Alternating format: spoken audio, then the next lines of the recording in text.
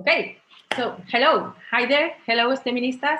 Thank you very much for joining me today on Facebook Live and YouTube for our interview with Roselin. My name is Maria Gonzalez. I am a STEMinista role model in the Michigan Science Center. Originally, I'm from Spain, but I've been living in the States in Michigan for the past 5.5 years until June for my previous job. At the moment, I'm in Spain. I'm working for preparing some paperwork for my next job in the States. I'm a mechanical engineer. My background is in automotive industry, basically in operations, quality, systems implementation. In simple words, basically what I do is helping the teams to build parts for cars and trucks, with safety, of course, quality, excellent quality, deliver the parts on time, and make sure that we comply with the customer requirements and government requirements, which is very important. As feminista role model, I've been participating in several activities in the museum. In most of them are to engage and motivate the STEMinista girls in some activities, like, for example, coding, 3D printing, biology, manufacturing, chemistry, and so on. It is really cool to see them. What I love the most when I'm with them is when they are all hands-on with projects, and all of a sudden they realize how something works, and they are like, wow, this is like what I call the STEM spark. This is what I love the most. And also when we give them some problems and they have to solve it, and they have to use their own skills, deduction or elimination, of just taking risk and see what happens. It is amazing what they come up with. Yeah, I love that. So, but some of you may know what a STEMinista is. If you don't know what it is, let me explain really quick what it is. A STEMinista is someone that is inspired with science, technology, engineering, and math. Is somebody that loves exploring, designing, experimenting, building things, and trying and failing, of course, which is part of a big part of the learning process. So with this STEMinista project, which is for girls from 4th to 8th grade, we promote this type of activities. There are super cool activities in the STEMinista Saturdays, and also with meet and greets with STEMinista role models, like that, for example. So I'm sure that all the STEMinistas that we have today online watching us can't wait to see and hear from Roselin all that she has been doing as a chemist in the beauty industry. So Roselin, would you like to introduce yourself? Please tell us where you're from, what did you do, and what was your STEM hook? What did inspire you to start in your career path, please? Gracias, Maria. Thank you so much for that introduction. I'm super happy to be here today with the STEMinista project. And of course, I will introduce myself. So my name is Roselin Rosario Melendez. I am originally from Puerto Rico, and I am a chemist in the cosmetic industry, like you mentioned. And that's what I do. I use my chemistry knowledge to create cosmetic products. And I didn't have a real STEM hook. The one thing that got me to get into the STEM field, but it was a progression of learnings throughout my entire life that got me to where I am today. So yeah. Okay, perfect. So let's get to know you a little bit more. Roselin, because the word on the street is that you also like bake. You like to bake, and also you like interior design. So tell us, how did you get into these hobbies, and what do you like from them? Yes, definitely. I love baking. People that see me on Instagram, I post a lot when I do my baking. One thing that I like about it is it has a lot of similarity with the formulation work that I do. So in both, I have a bunch of different ingredients and I have to combine them in the right ratios and process them in the right conditions to create a product completely different. So for example, if I'm making a cake, the cake doesn't look anything like flour and eggs and oil separate, right? I have to find the right ratios. And also when it comes to like decorating, it channels kind of my creativity. So I love like creating, frosting with different colors and, have piping tips of like so many different ones. And that's something that also I saw growing up from my mom. She used to bake and decorate, she still does. So I like doing that because it's very creative and then also yummy. I can eat it at the end and I can share with my friends. And then interior design is also a way of channeling creativity. I live in a small apartment in New York City, so I don't have that much to change, but small changes can go a long way. And then I can also transform the same place and make it look like something different. This year I made my project to redecorate the bedroom.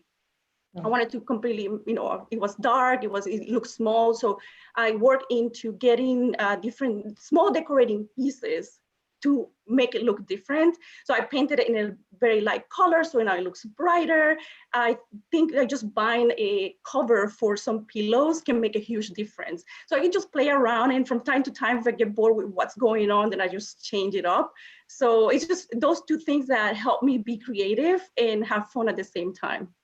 Nice. Yeah, I'm sure that you had a lot of fun doing that. Yeah. So you mentioned that when you were growing up, you learned a lot of baking with your mom. So what did you really want to be when you were growing up? Did you have something in mind or no? No, and I keep getting this question now that I'm doing so much outreach, and I think about it and think about it. I can't think about the one thing. So I remember my brother always wanted to be an engineer, and today he's an engineer. Like he grew up always saying that. I can't think of the one. I definitely never said that I wanted to be a chemist or a cosmetic chemist. And it was just learning. I was always good at math, science in school. So there's always, at least for where I come from, it was like, oh, you can be a medical doctor. And for that, to go into medical school, you need to study science. And I liked chemistry in high school, and that's how I got into chemistry in college. In college, I learned about research, and one thing got me to the other. So I really didn't have that one dream that I wanted to be, but it's a collection of all those different learnings. Okay, so that's how you started your STEM journey. So did you have any mentor in this journey? Oh yeah, I've actually been very fortunate that I've had so many mentors and people that really care. One person that I always like to highlight because he had a huge impact on my career growth and also personal growth is the person that was my supervisor when I was an intern at Merck. His name is Dr. Lyndon Mitnell. So from him, of course, I was doing research in his lab. So I learned how to do experiments, how to analyze data, but he taught me so much more. Like how to do networking, how to interact with people. As scientists, sometimes there's that stereotype that we're awkward, that we don't talk, that we don't interact. So he taught me about that too. And also through him, I learned that I could go into grad school, I could study chemistry even further, get a PhD, and get that type of training. So he was always there. He guided me through. When he went to grad school, he was the first person in his family that did that. I was the same. So he knew the struggle that is to be like the first person going through a process like that. So he helped me a lot. Even to this day, like now, have my job, and sometimes there's situations I don't really don't know what to do. So I seek his advice and his mentorship on what to do. So this is one of the examples of mentorship that I have. Yeah, I agree that mentorship is key in the the success of somebody's career. So talking about mentorship, could you tell us more about what it means to be an if-then ambassador, and when did you realize that you had a role in inspiring other girls in STEM? So being an AAAS if-then ambassador has been one of the biggest recognitions that I've had in my professional career and as a woman in STEM. Honestly, when I applied for the program, I really didn't realize that it was going to be something so big, that I was going to get so many opportunities like this one today. I thought it was just like, okay, we recognize some women in STEM, but it's been so much bigger than that. And I've been doing outreach and all of that for a long time since I was in grad school, because I always feel that a sense of responsibility that I have been able to get to a point that not many people that look like me have, and I have the responsibility to show that to other girls, and show them that it doesn't matter where they come from, what they look like, what is their background, that they can achieve whatever they want to do. Yeah, that's really good to have somebody as the STEMinista girls, that they can see somebody that has done it before, and it's like, why can't I do it? I mean, if somebody see the potential in me and help me with mentorship and everything, yeah. So you tell us before that you're in the beauty industry and working as a cosmetic chemist. So what do you do now, and what do you like about your job? Sorry. Yeah, so my current title, so I work at L'Oreal USA. My current title is Associate Principal Chemist, and that doesn't really mean anything outside of L'Oreal. That's just like the levels. So really what I do is I manage projects, and I manage a team that works on formulation and invention of new makeup products. I love it. I'm a scientist. I love invention. I love makeup. So I get to do all those things on a daily basis. When I first started at L'Oreal, I spent pretty much all my time like doing just formulation work, experiments, 100% in the lab. Now in my current position, I am more like 75% of my time is on the management part. So managing my team, managing the projects, tracking that things are in place and moving along. And then 25% going into the lab. I still do some experiments myself. And then, when my team does experiments and have samples, so I go into the lab to check and, try them and play with them. So, for me, I cannot ask for a better job, because I have a ton of fun, and I'm still a scientist and still inventing every single day. So it's perfect for me. Nice.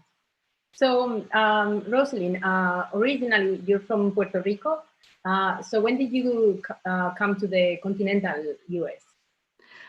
It's been 12 years, which when I think about it is a long time, which it doesn't feel like it. I moved right after I finished college to come for grad school. And my initial plan was actually go to grad school, get my degree, come back and, do my thing, whatever it is. And, that shows that you can't really plan so much because life happens. So, I ended up getting, some good and amazing job opportunities here in the continental US, and that's why I stayed. Good, good. So was English your first language when you went there, or was it hard having to learn STEM concepts and terms in Spanish and English? Yeah, so in Puerto Rico, we speak Spanish. That's our main language. I studied in the public school system. So we had one class a year for English, and it wasn't, super extensive. I didn't learn, complete English. So then as I was in college, I learned everything in Spanish, all my STEM classes. And then in grad school, it was English. So I had to kind of relearn that. I think it is difficult to learn a new language as it is. I think the older you get, the harder it is. So my English, I really got it on my 20s. Now in my 30s, I'm trying to learn French, and it's really difficult. So, and then adding technical terms add another layer of difficulty. So I did struggle and still struggle. There's like simple terms. I think about, alkane, alkene, alkyne. Like when people start talking, I'm like, which one it is? Because their pronunciation switch between English and Spanish. They sound very similar, but you're talking about a different one. It's like, is it a carbon-carbon single or double bond or triple bond? Which one are we talking about? So it always takes me that in a minute. And then now with my current job, I'm learning all my technical stuff in English. So then I struggle when I have to talk about it in Spanish. And then I'm like, which term do I need to use? So it is difficult, but it's not impossible. It just takes a little bit of time. And if you want to do it, you have the determination, you can do it. And I think what I find hard for me and for Latin people is because we speak so fast in Spanish, and we want to speak fast in English. That's why we struggle even more. Yeah, I agree. So Roselin, about Puerto Rico, would you like to tell our audience something that you wish they will know about your country? Yeah, so Puerto Rico is beautiful. It's a beautiful place. It's tropical year round, but there's many different types of ecosystems. My last visit last year, I went to the bioluminescent bays. There's only a handful of them in the world, and we have multiple of them. It's a beautiful country. People are beautiful, not just physically, but like beautiful people. They love helping each other.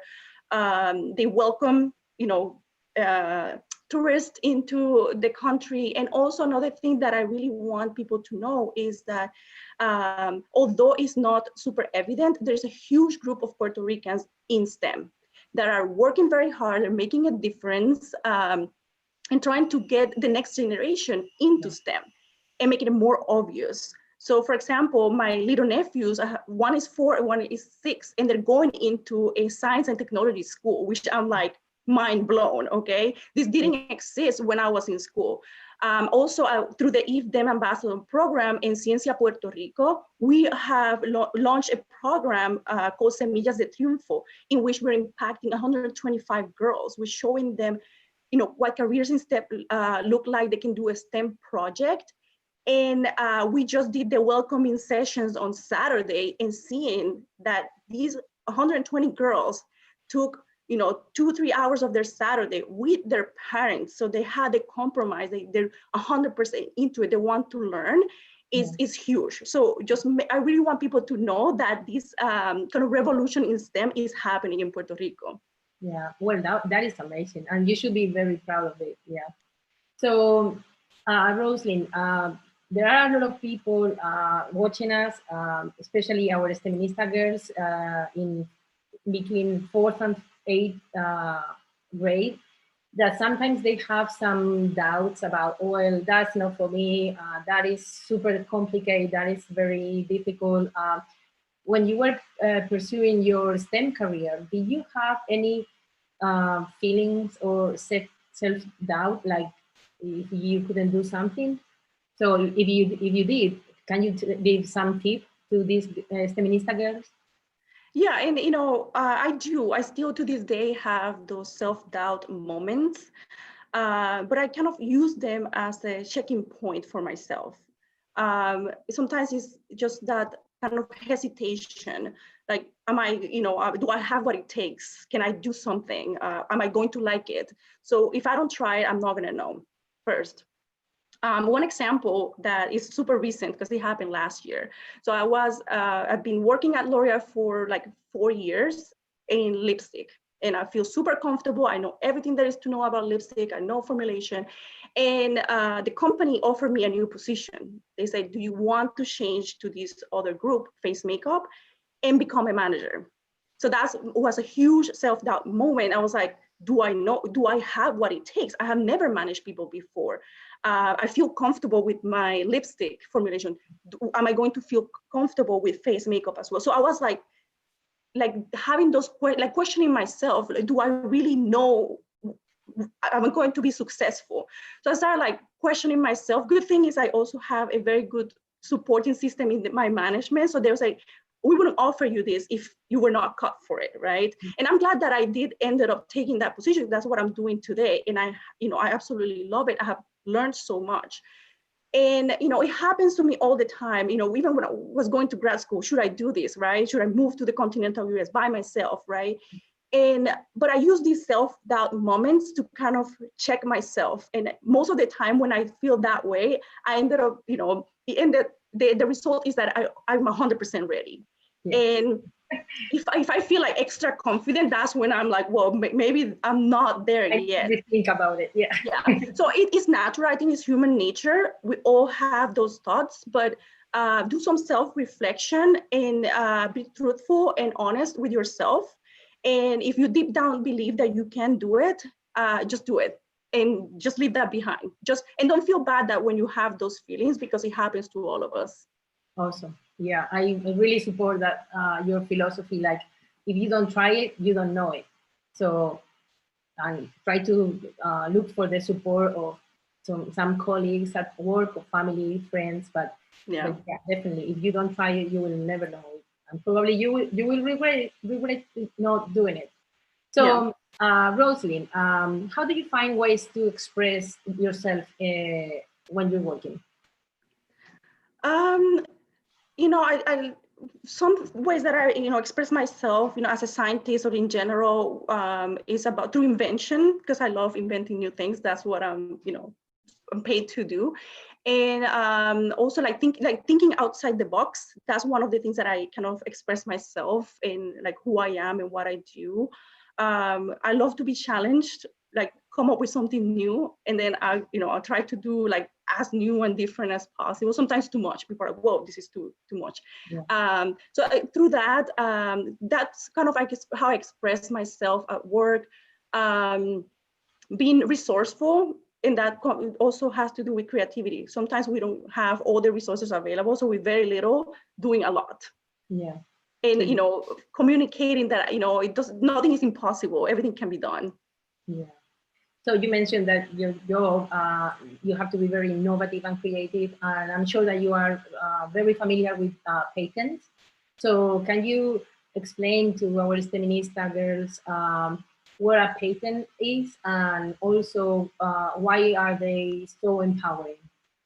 Yeah, of course. So patents and intellectual property is something that a lot of people find to be foreign, and they don't even want to go there. Like, it's too difficult because it's a legal document, and it's a different language. It's a legal language. But once you start learning about it, it becomes kind of second nature. And I learned about patents through my PhD advisor, Professor Catherine Yorick. So she was, like any other professor, doing experiments, researching new things.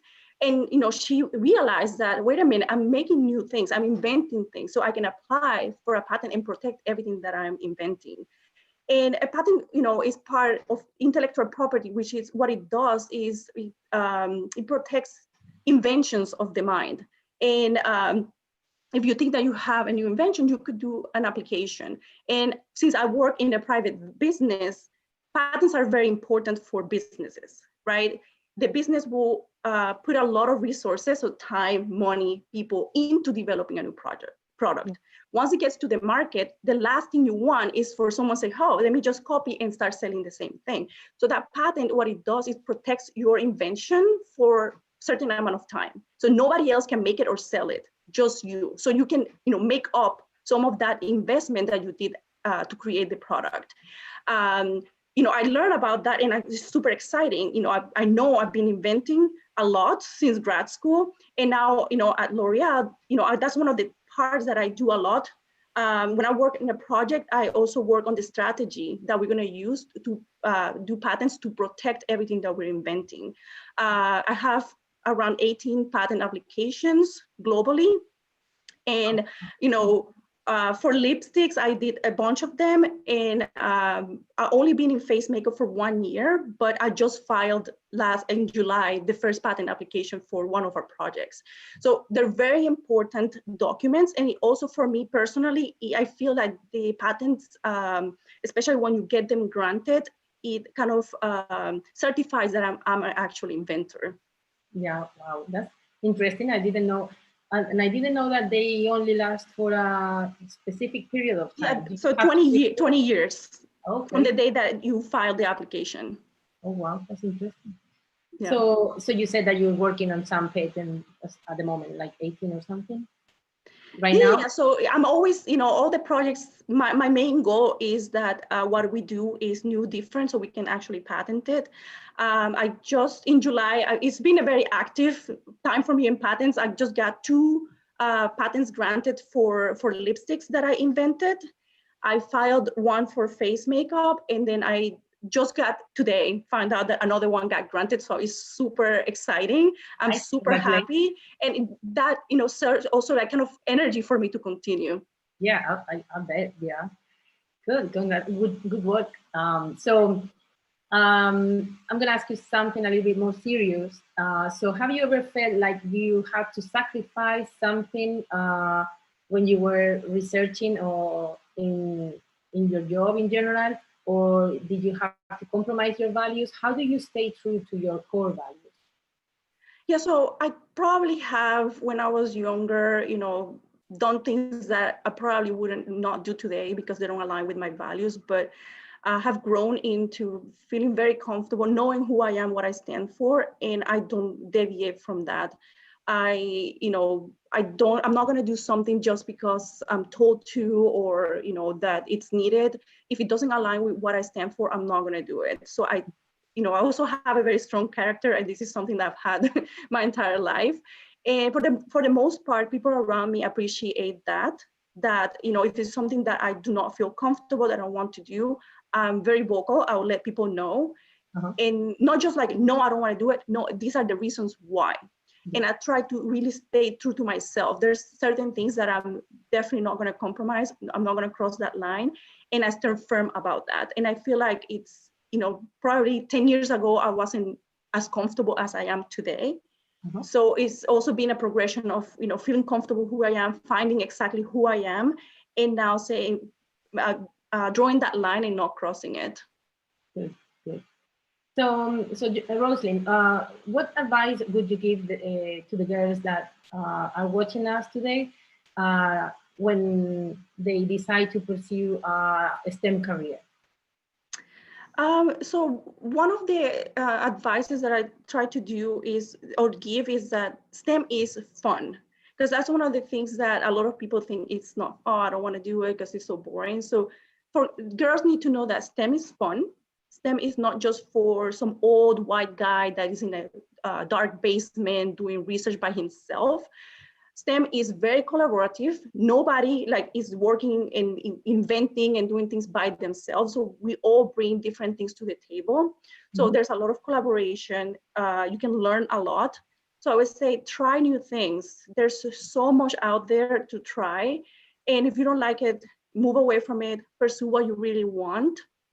And learn as much as possible. And also realize that STEM applies to absolutely everything in life. Like even the thing that you would never think about, there's always something related to STEM. Continue learning, try. If you have opportunities, you can take them, try it, and find what you love. And if you don't find what you love, then invent it yourself. That's nice. I love it. So Roselin, how can we follow you, or the audience can keep in touch with you in social media, Facebook, etc.? Yeah, so I have a Facebook page. So it's my name, Roselin Rosario Melendez, PhD. On Instagram, and at Lin, _Romel, ROMEL. And I'm also on Twitter. I don't use the Twitter too much, but I think it's Roselin Rosario 3. And also on LinkedIn. So for, the STEMinistas are probably a little bit too young for LinkedIn, but also I'm very active on LinkedIn, sharing, a lot of professional information, things related to outreach and also to the beauty industry. So feel free to connect.